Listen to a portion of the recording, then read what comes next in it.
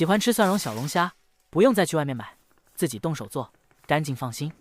先往里面加适量食用小苏打，再加水浸泡。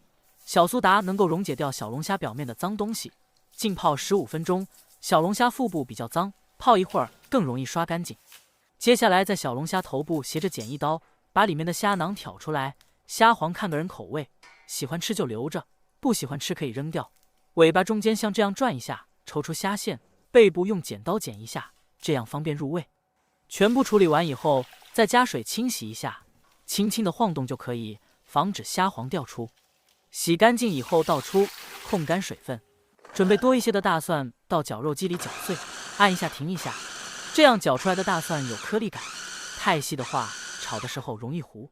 搅好以后分成2份，往里面加水清洗一下，洗掉大蒜里面的淀粉，这样炒的时候不容易糊，也不会有苦味。接下来锅里放多一点的油，油温稍微高一点，把小龙虾下锅。饭店一般都是油炸，不太适合家庭操作，多放一点油，高温炒一下，小龙虾预热快速收紧，吃起来更 Q 弹。锅里重新放菜籽油，把洗过的蒜末下锅炒一下，小火炒3分钟，炒香以后下入小龙虾，简单翻炒几下，再倒入1瓶82年的啤酒，啤酒可以去腥，也可以软化肉质。再加1半的水，没过小龙虾，调味加盐，略多一些的白糖提鲜，半勺胡椒粉和13香。